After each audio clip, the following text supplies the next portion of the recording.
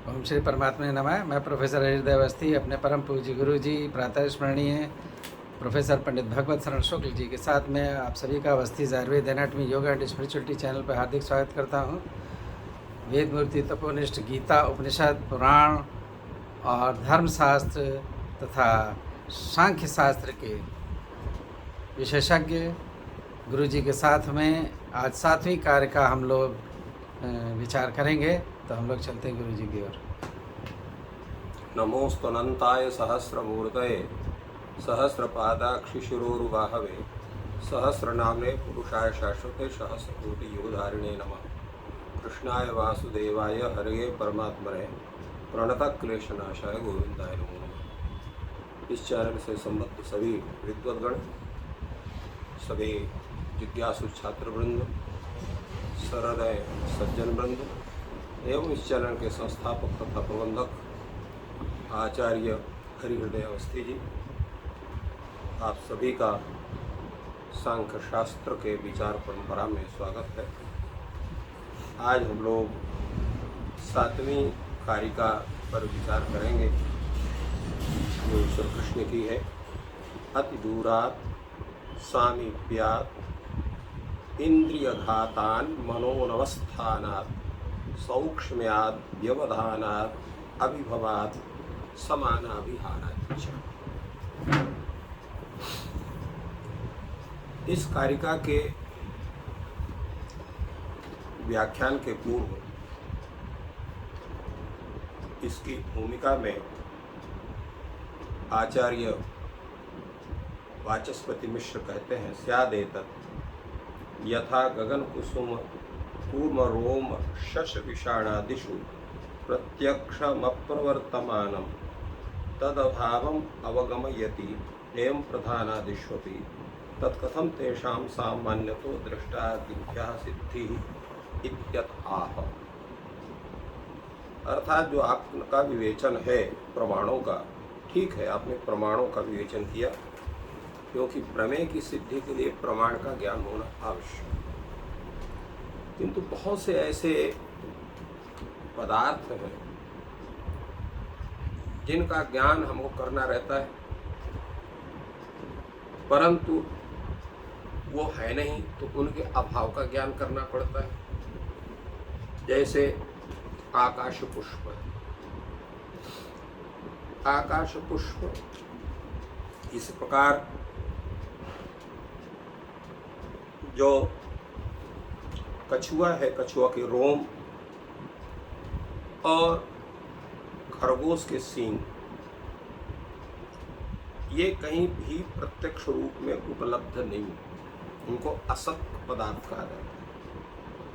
तो असत पदार्थ जो आकाश पुष्प है, कछुए के रोम है, खरगोश के सींग आदि है, अब इनका व्यवहार होता है, परंतु ये विषय अविद्यमान होने के कारण इनका ज्ञान नहीं होता है। तो प्रवृत्त न होता हुआ प्रत्यक्ष इनके अभाव को कैसे सूचित करेगा। उसी तरह से वो प्रकृति है,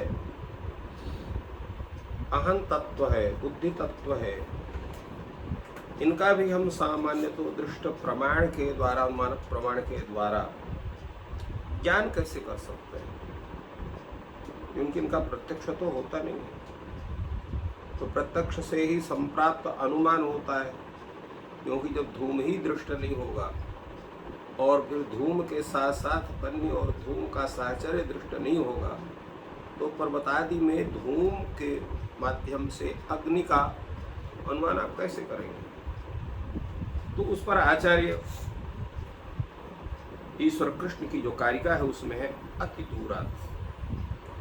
अनुपलब्धि में मुख्य कारण क्या है? अति दूर, अत्यंत दूर जो वस्तु है उसका हम साक्षात्कार नहीं कर सकते।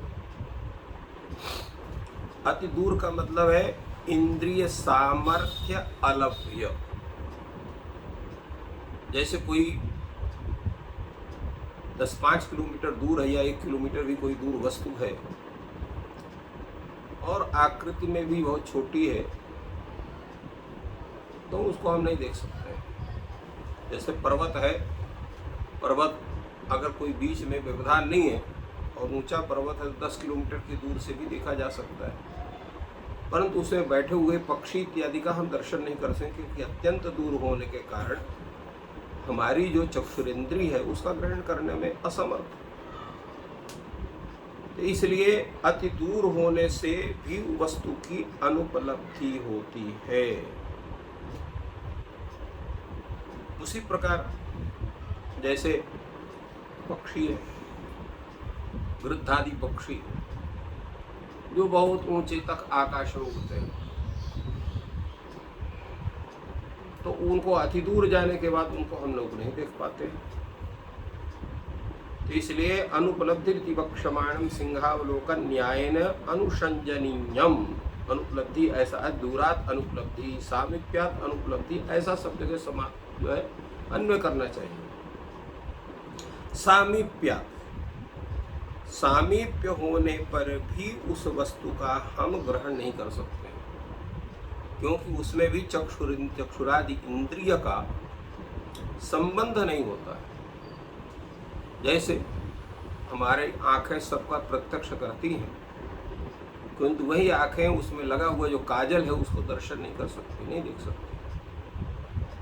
अपने आंखों की जो रोम है उनको वही आंखें नहीं देख सकती क्योंकि अत्यंत सामीप्य होने के कारण भी उसकी अनुपलब्धि। यथा लोचनस्थम अंजनम अति सामीप्यात न दृश्यते,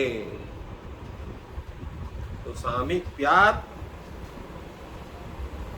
प्रत्यक्षेण नोपलभ्यते, सामीप्यात, ये तात्पर्य। इसी प्रकार इंद्रिय घाता, आपकी इंद्रियां हैं परंतु किसी कारण से इंद्रिय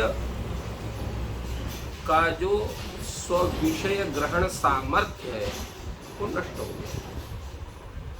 जैसे कोई अंधा हो गया, बाद में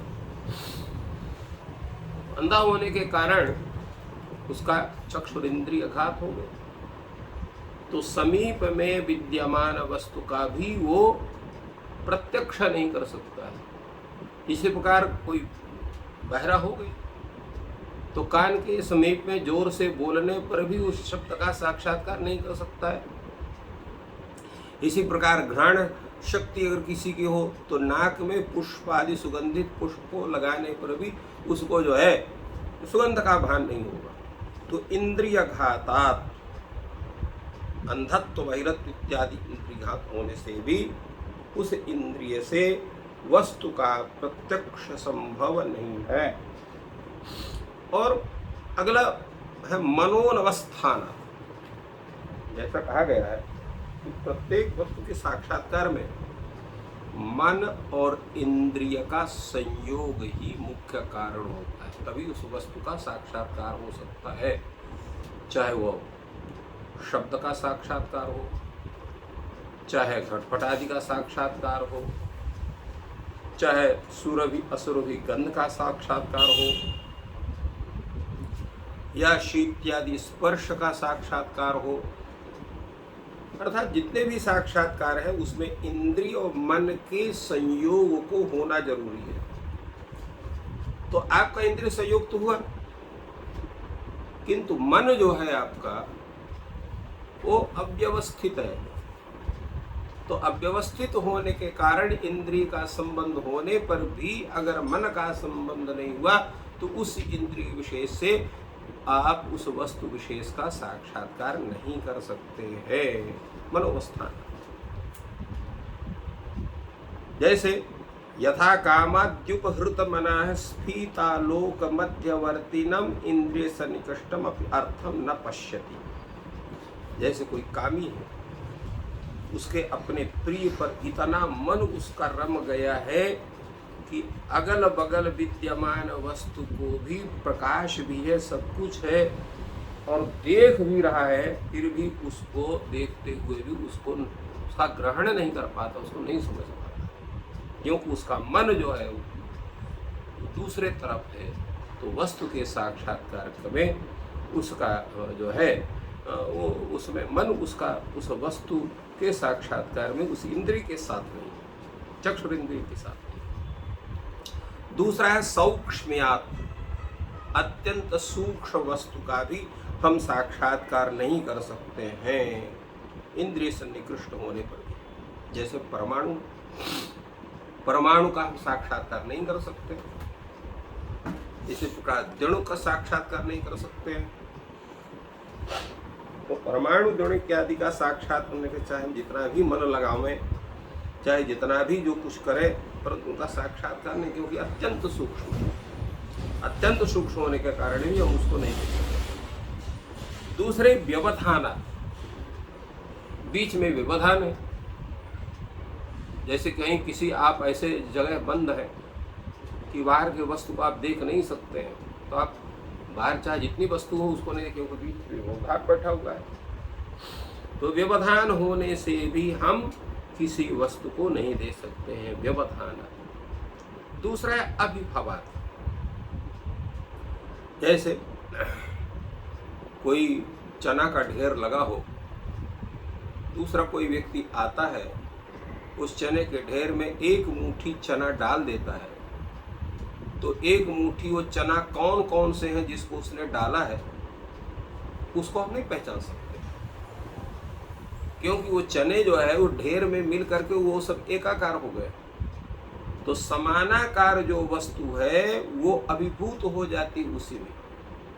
इसी तरह कोई वस्तु है, जल है, एक गिलास जल में आप 1 तोला जल और डाल दीजिए, तो जो 1 तोला जल डाले हैं उस जल को आप नहीं बता सकते हैं कि ये तोला जल यहाँ पर है। तो इसी तरह से अभिभव होने से भी हम वस्तु का साक्षात्कार नहीं कर सकते। अब अभिभवात का तात्पर्य होता है किसी बड़ी वस्तु के द्वारा लघु वस्तु के स्वरूप को अभिभूत हो जाना। जैसे सूर्य के उदय होने पर ग्रह नक्षत्र आदि नहीं दिखाई पड़ते। इनमें जब जो है सूर्य की किरणें आ जाती है तो चंद्र जो है ग्रह नक्षत्र आदि दिखाई नहीं पड़ते। क्यों? सूर्य के प्रकाश से उनका प्रकाश अभिभूत हो जाता है। ये अभिभवात का है। वो हमने वो समानाभिहारात का वो उसमें विचार कर दिए, इसलिए क्षमा करेंगे।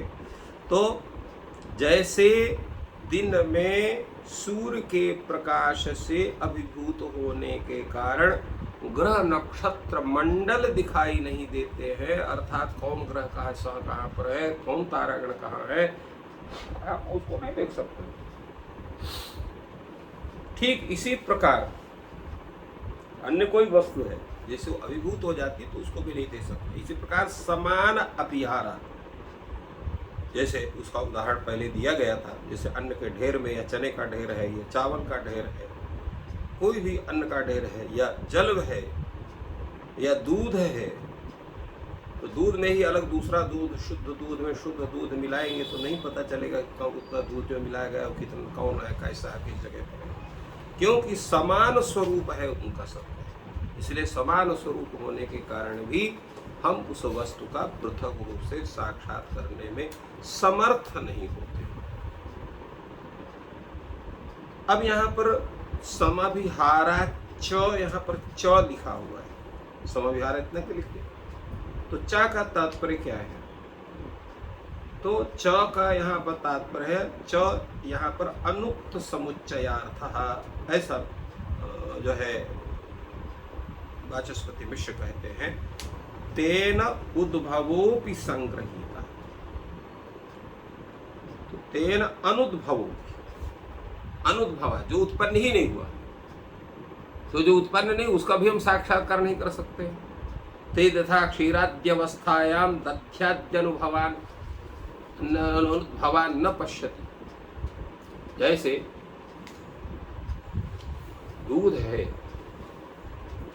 और दूध में दही भी है, घी भी है,